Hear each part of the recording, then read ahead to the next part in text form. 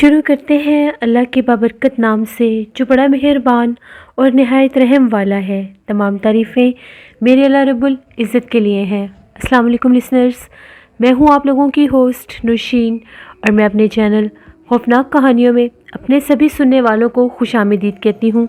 मैं उम्मीद करती हूँ आप सब लोग खैरियत से होंगे, जहाँ होंगे खुश होंगे। आज आप लोगों के लिए मैं बहुत दिलचस्प खौफनाक कहानियाँ लेकर आई हूँ जिन्हें आप लोग बहुत पसंद करेंगे। सिलसिला शुरू करते हैं आज की खौफनाक कहानियों का। बढ़ते हैं आज की पहली खौफनाक कहानी की तरफ। ये खौफनाक कहानी तोकीर शेयर कर रहे हैं। तोकीर कहते हैं मैं बेसिकली हैदराबाद का रहने वाला हूँ। आज आपके साथ हम लोगों की ज़िंदगी में पेश आने वाली एक बहुत ही ज़्यादा डरावनी कहानी शेयर करना चाहता हूँ।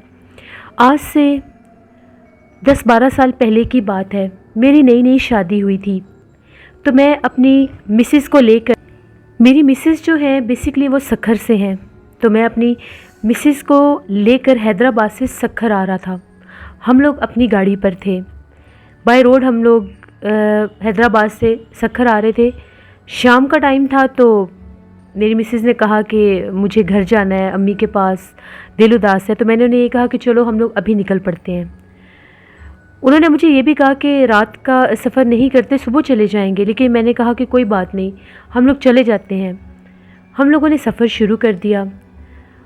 अभी हम लोग तकरीबन 1 घंटा ड्राइव कर चुके थे तो एक ऐसा रास्ता आया जो बिल्कुल वीरान और सुनसान था, क्योंकि जो मेन रोड था वो मेन रोड ज़ेरे तामीर था, तो हमें लिंक रोड से जाना पड़ा। वो लिंक रोड बहुत ही सुनसान था। सुना ये था कि ये लिंक रोड जो है ये नेक्स्ट आगे जाकर फिर एक गांव सा आता है, उसमें से फिर निकलते हैं तो फिर आगे दोबारा से वही जो हाईवे है मेन रोड स्टार्ट हो जाता है। तकरीबन रात के 12-12:30 बजे का टाइम था जब हम लोग उस लिंक रोड पर एंटर हुए। मुझे उस लिंक रोड का बिल्कुल आइडिया नहीं था कि वो कितना लेंथी होगा या वहाँ पर कहाँ दूर कितनी आगे जाकर आबादी होगी। मैं बस अल्लाह के नाम पर हम लोग वहाँ से गुज़र रहे थे। दोनों साइडों पर इतने बड़े बड़े और घने दरख्त थे, ऐसे लग रहा था जैसे कोई जंगल का हिस्सा है। उस जगह को देखकर तो बिल्कुल भी नहीं लग रहा था कि यहाँ कहीं आगे जाकर भी कोई आबादी हो सकती है। खैर हम लोग अभी चलते ही जा रहे थे तो एकदम से गाड़ी बंद होगी। अब ना तो हम आगे के थे ना ही पीछे के, क्योंकि वो काफ़ी ज़्यादा रास्ता तय करके हम लोग आगे आ चुके थे और मज़ीद आगे कितना सफ़र था वो मुझे पता नहीं था। उस रोड पर गाड़ी, मैंने बहुत कोशिश की कि गाड़ी स्टार्ट हो जाए, गाड़ी स्टार्ट नहीं हो रही थी। ऊपर से रात का टाइम, हम दोनों बिल्कुल अकेले, अनजान रास्ता। मुझे डर भी लग रहा था कि कहीं कोई हादसा ना हो जाए। अल्लाह ना करे जितने बड़े बड़े यहाँ पर दरख्त हैं कोई जंगली जानवर ना हो। थोड़ी देर तो हम लोग गाड़ी में बैठे रहे, लेकिन फिर मैंने सोचा कि कब तक गाड़ी में बैठे रहेंगे, कुछ हमें बाहर निकल कर ढूंढना पड़ेगा इधर उधर। मैंने अपनी मिसेस से ये कहा कि आप गाड़ी में ही बैठें, जब तक मैं ना आऊँ आपने गाड़ी का शीशा भी नीचे नहीं करना। उनका ये कहना था कि ठीक है। मैं पहले थोड़ा सा सड़क के दरमियान में गया, आवाज़ें वगैरह दी कि शायद कोई मेरी आवाज़ सुन ले। फिर जो लेफ़्ट साइड पर छोटा सा एक रास्ता सा मुझे नज़र आया, जैसे बाकायदा अंदर जाने का रास्ता था। उस रास्ते से मैं चलता हुआ दरख्तों के दरमियान में आ गया। जैसे मैं दरख्तों के दरमियान में आया तो मुझे ऐसा लगा कि वहाँ पर कोई मौजूद है। मुझे हल्की हल्की रोशनी दिखाई दे रही थी एक सिमत से। तकरीबन जब मैंने उस तरफ जाना शुरू किया, मैं ज़्यादा से ज़्यादा 10 से 15 कदम चलाऊँगा तो वो रोशनी आगे आगे जा रही थी। ऐसा लग रहा था कि जैसे हाथ में कोई कैंडल पकड़े या लालटेन पकड़े कोई चल रहा है। मैंने आवाज़ें भी दी लेकिन वो रुक नहीं रहा था जो कोई भी था। मैंने फिर आवाज़ें दी तो मुझे ऐसी आवाज़ आई जैसे चूड़ियों की छन छन होती है या पायल की आवाज़ होती है। मैंने पीछे पलट कर देखा तो वो आवाज़ बिल्कुल मेरे करीब से आ रही थी, लेकिन मेरे पीछे कोई भी नहीं था। अभी मैं उस रोशनी की तरफ मुतवज्जो ही था कि मैं उस तरफ बढ़ता हूँ तो पता नहीं वो कहाँ पर गायब हो गई। बिल्कुल इतने घुप अंधेरे में, दरख्तों के दरमियान में अगर रोशनी हो तो वो बहुत विजिबल होती है, वाज़ेह होती है। वो मुझे दोबारा नज़र नहीं आई। मैं घूमकर इधर उधर देखने लगा। बाकायदा मुझे लगा कि जैसे वहाँ पर कोई भाग दौड़ रहा है, लेकिन वो मेरी आवाज़ का कोई जवाब ही नहीं दे रहा था, कोई रिस्पॉन्स ही नहीं आ रहा था। तभी एकदम से मुझे चीखने की आवाज़ें आने लगीं, जैसे कोई औरत चिल्ला रही है, मदद के लिए बुला रही है, उस तरफ से जिस तरफ हमारी गाड़ी थी। मुझे लगा कि अल्लाह ना करे कहीं मेरी मिसेज़ के ऊपर किसी ने कोई हमला ना कर दिया हो। मैं फ़ौरन वापस भागा जिस रास्ते से आया था। जब उस तरफ गया तो मेरी मिसेज़ गाड़ी में नहीं थी, वो उतरकर सड़क पर पीछे की तरफ भाग रही थी अकेली। मैं उनको आवाज़ें दे रहा था कि आप किधर जा रही हैं। मैं उनके पीछे भी भागा, उनकी साइड का जो डोर था वो भी खुला हुआ था। अब वो भागती जा रही है, मैं उनके पीछे भाग रहा हूँ। वो मेरी आवाज़ सुन ही नहीं रही थी, बस भागती जा रही थी, यहाँ तक कि काफ़ी आगे वो सड़क पर जाकर जैसे मैं लेफ़्ट साइड पर टर्न हुआ था वो भी उसी लेफ़्ट साइड पर टर्न हुई। तो मैं उसे आवाज़ें दे रहा था कि आगे मत जाओ, पता नहीं आगे कैसी जगह है, लेकिन वो सुन ही नहीं रही थी। मैं उनके पीछे भागता भागता जैसे ही गया तो वो मेरी मिसेज़ की आवाज़ों की जगह पर वो 5-6 औरतों की आवाज़ें बन गई। मुझे राइट साइड से भी आवाज़ आ रही थी, लेफ़्ट साइड से भी आ रही थी, सड़क से भी आ रही थी। मैंने उनको खुद उधर भागते हुए अंदर जाते देखा। जब मैंने सड़क पर देखा तो वो सड़क पर भी खड़ी होकर चिल्ला रही थी। उस तरफ देखा तो एक दरख्त की तरफ भी वो भागती जा रही थी। दाएं तरफ देखा तो वो उस दरख्त की तरफ भी भागती जा रही थी। यानी 2 से 3 औरतें मेरी मिसेज़ के रूप में आ गईं। अब मुझे समझ ना आए कि ये कैसे पॉसिबल है, ये क्या माजरा है, ये इतनी ज़्यादा कैसे होगी। लाइक एक सड़क पर भी खड़ी है, इधर भी है, उधर भी है। फिर मेरे जहन में आया कि ये जन्नात का कोई काम मुझे लगता है। मैंने आयतल कुर्सी ऊंची आवाज़ में पढ़ना शुरू की तो वो जो एक सड़क पर खड़ी थी और जो दाएं तरफ मैंने दरख्तों के पास खड़ी और चिल्लाती देखी थी, जो मुझे बुला रही थी, वो पीछे पीछे हटने लगी। यानी वो जो सड़क वाली थी वो जैसे सामने वाले दरख्तों में भागना शुरू हो गई, और जो इधर खड़ी हुई थी दरख्तों में, वो दरख्तों के पीछे जाने लगी। और मेरी मिसेज़ की अकेली आवाज़ें एक और तरफ से आ रही थी। मैं उस तरफ भागने लगा, उस तरफ भागा तो वो मुझे फिर पीछे से आवाज़ें देने लगी। पीछे से भी मुझे ऐसे लग रहा था कि वो भागती हुई आ रही है। मैंने अपनी मिसेज़ का नाम लिया और मैंने उन्हें ये कहा कि आप ऊंची आवाज़ में आयतल कुर्सी पढ़ें, आप जहाँ पर भी हैं। अगर मेरी आवाज़ आपको आ रही है तो आप ऊंची आवाज़ में आयतल कुर्सी पढ़ें। मेरी मिसेज़ तक मेरी आवाज़ पहुँच गई। उन्होंने आयतल कुर्सी पढ़ना शुरू की। उनकी आवाज़ भी मैंने सुनी, बहुत डरी डरी आवाज़ में आयतल कुर्सी पढ़ी थी ऊंची आवाज़ में। तो जो वो पीछे से भागती हुई उनकी आवाज़ें आ रही थी, जो मुझे पुकार रही थी मेरा नाम लेकर, वो आना बंद हो गई। तो मैंने उन्हें ये कहा कि जहाँ पर आप खड़ी हैं यहीं पर ही रहें, मैं आपको ढूंढ लेता हूँ। मैं जैसे कैसे करके मैंने मोबाइल की टॉर्च ऑन की और मैं उन तक पहुँचा तो वो एक दरख्त के साथ बैठी हुई बहुत डरी हुई थी। मैंने उन्हें फ़ौरन से रोका कि बस अब मैं आ गया हूँ। मैंने भी आयतल कुर्सी पढ़ी, उसका हाथ पकड़ा। हम लोग वहाँ से निकले, हम लोग रास्ता ही भूल गए, हमें समझ नहीं आया कि हमने जाना किस तरफ है। ऐसे लगा कि जैसे वो सड़क ही गुम हो गई है। हम दोनों ने जैसे आयतल कुर्सी फिर पढ़ना शुरू की तो हम लोगों को हंसने की आवाज़ें आने लगी। चारों तरफ से औरतें हंस रही थीं। पहले वो हंसने लगी, फिर उन्होंने रोना शुरू कर दिया। बहुत डरावनी आवाज़ें थीं। कभी लग रहा था कि जैसे गीदड़ रो रहे हैं, कभी लग रहा था जैसे कुत्ते भौंक रहे हैं। खैर हम लोग भागते गए। इतना हमें तयन था कि हम पिछली तरफ आए, हमने बैक आगे की तरफ भागना है हम लोगों ने। तो जब हम लोग भागते भागते काफ़ी दरख्तों को क्रॉस करके, अंधेरा भी बहुत था, हम लोग तकरीबन सड़क तक पहुंच गए। सड़क पर जब हम लोग निकले, हम लोगों की गाड़ी काफ़ी आगे खड़ी थी। हम लोग सड़क पर भागते जा रहे थे, बहुत डर लग रहा था। आयतल कुर्सी पढ़ रहे थे, बाकायदा आयतल कुर्सी पढ़ते जा रहे थे। तो वहाँ से इतनी आवाज़ें आ रही थी, जंगल से बहुत शोर आ रहा था।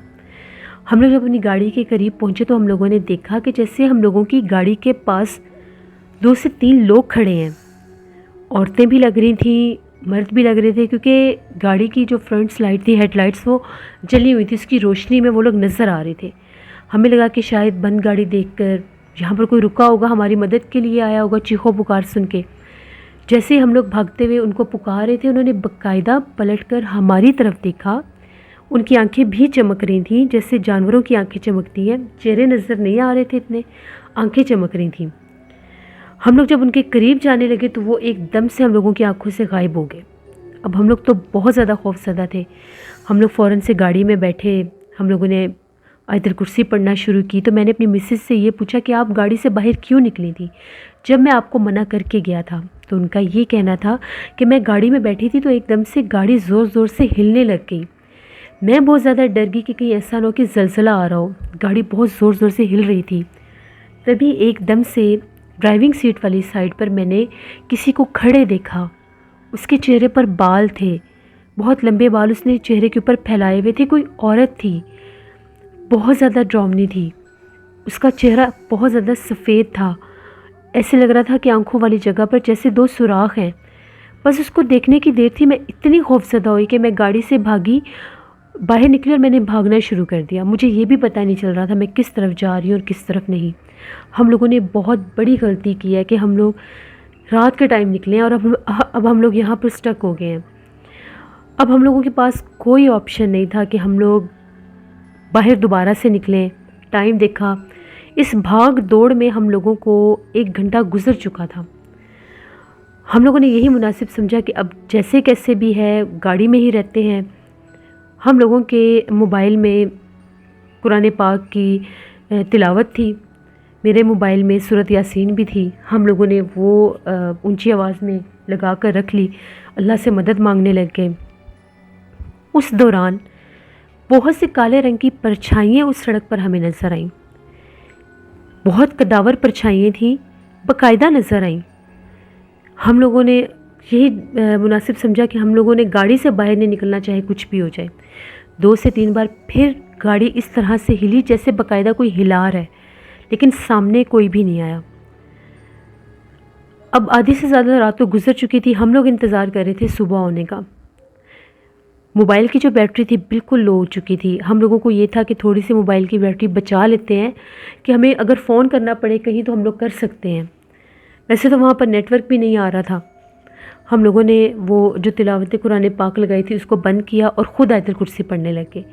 जैसे ही हमने वो तिलावत कुरान पाक बंद किया तो हम लोगों को अपने सराउंडिंग से ऐसी आवाज़ें आ रही थी जैसे बिल्कुल पैदाइशी छोटे बच्चे रोते हैं। बहुत ज़्यादा बच्चों के रोने की आवाज़ें आ रही थी, लेकिन बच्चे कहीं भी दिखाई नहीं दे रहे थे। बहुत ज़्यादा भयानक मंज़र था। थोड़ी देर वो आवाज़ें आती रही, हम लोग आयतुल कुर्सी पढ़ते रहे। आंखें हम लोगों ने बिल्कुल बंद कर ली कि कुछ भी सामने आ जाए हमने देखना नहीं है। जिस वक्त दिन की रोशनी हुई, शायद उस वक्त फजर हो चुकी थी, दिन की रोशनी हुई तो एक ट्रक आया उस रोड पे। जैसे हम लोगों ने वो ट्रक आता देखा, हम लोग गाड़ी से बाहर निकले, हम लोगों ने उसको रोका, वो रुके। हम लोग बहुत डरे हुए थे। हमने रात का सारा मंज़र बताया कि हम लोगों के साथ ये हादसा हुआ है। उन लोगों ने फिर वो अपने ट्रक के साथ ही हम लोगों की गाड़ी को बैक साइड से जॉइंट किया, वो एक चेन के साथ, तो वो हम लोगों को मेन रोड तक लेकर आए।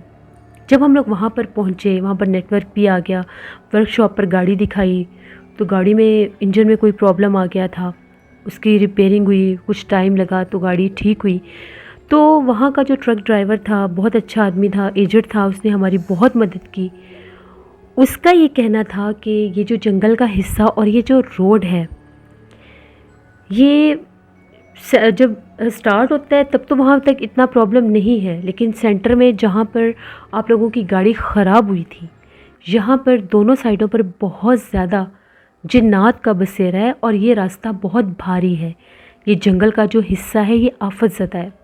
यहाँ पर बेतहाशा तादाद में जिन्नात है, बेतहाशा जिन्नात चुड़ैलें हैं जो औरतों के रूप में हम लोगों को दिखाई देती हैं, सड़क पर खड़ी होती हैं, बाकायदा रुकने का इशारा करती हैं। अगर ना रुके तो बड़े भयानक रूप लेकर पीछे भी भागती हैं।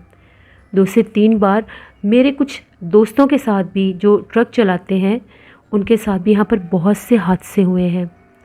मेरे एक दोस्त का यहीं पर इसी रास्ते पर ट्रक ख़राब हुआ था, इसी तरह से चलते चलते बंद हो गया था। तो जब वो उतर कर अभी चेक करने लगा था कि प्रॉब्लम क्या हुआ है, टायर तो नहीं कोई पंक्चर हो गया, तो जब वो नीचे उतरा तो उसको किसी ने आवाज़ दी। पीछे पलट कर देखा तो कुछ भी नहीं था। वो फिर आगे जाकर चेक करने लग गया, फिर उसका नाम लेकर उसको किसी ने आवाज़ दी। तो जब उसने पीछे पलट कर देखा तो वो कहता है कि मैंने वहाँ पर एक औरत को देखा, देखते देखते जिसका कद जो था वो आसमान तक जाने लग गया और वो गायब हो गई। फिर वो लोग रात के टाइम इस रास्ते से नहीं गुजरते, इसीलिए रात के वक्त ये जो लिंक रोड है ये बिल्कुल वीरान और सुनसान होता है। आप लोगों की बहुत अच्छी किस्मत थी, अल्लाह का ख़ास करम था कि अल्लाह ने आपको बचा लिया है। इंसानी रूप में नज़र आते हैं वो। बहुत से लोगों के साथ ये भी हादसे हुए हैं कि उनको उनके ही रिलेटिव्स की शक्ल में नज़र आते हैं। हम लोगों ने तो तौबा की कि कभी भी दोबारा रात के टाइम सफ़र नहीं करेंगे। फिर हम लोग सखर पहुँचे, हम लोगों की बहुत ज़्यादा तबीयत ख़राब थी, बुखार भी हो गया, लेकिन हम ये हादसा कभी भी नहीं भूल सकते। ये हमारी ज़िंदगी की एक ऐसी खौफनाक कहानी है जो हमें आज तक याद है, जो मैंने आपके साथ शेयर की। बहुत शुक्रिया तौकीर आपका। बढ़ते हैं एक और खौफनाक कहानी की तरफ। ये खौफनाक कहानी इब्राहिम शेयर कर रहे हैं सऊदी अरेबिया से। इब्राहिम कहते हैं, आज आपके साथ मैं एक बहुत ही ज़्यादा डरावनी कहानी शेयर करना चाहता हूँ। ये आज से 8 साल पहले की बात है।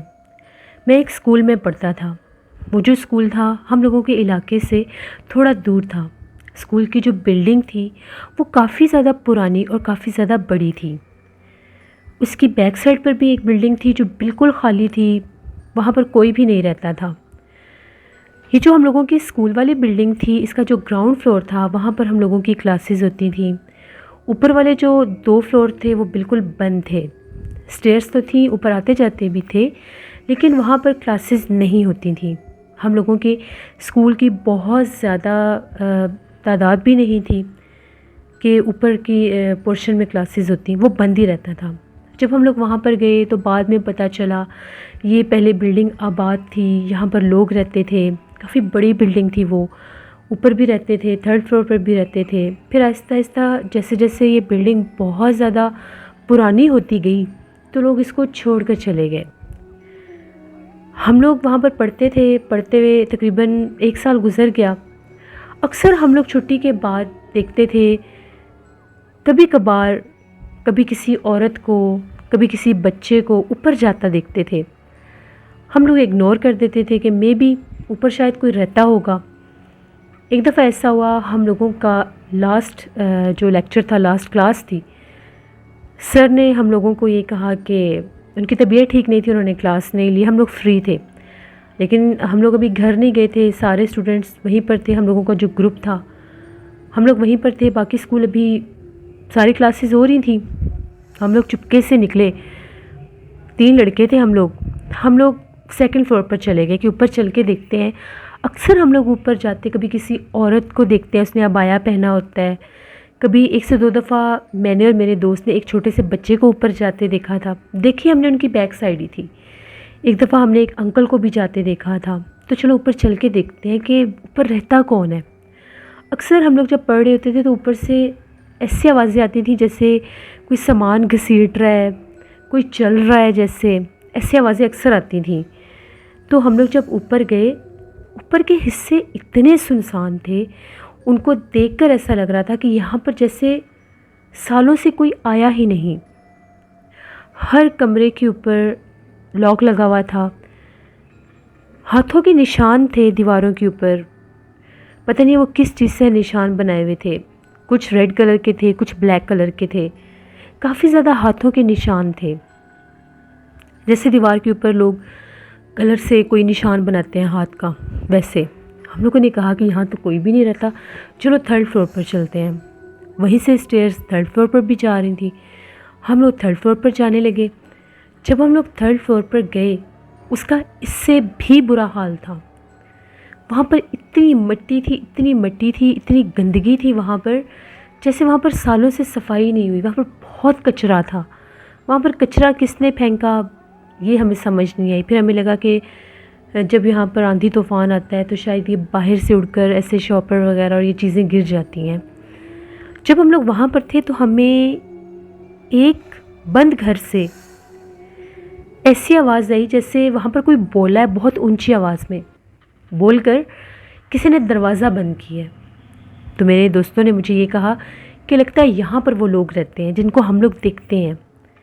मैंने उन्हें ये कहा कि अगर यहाँ पर लोग रहते हैं तो इतनी गंदगी में कैसे रह सकते हैं।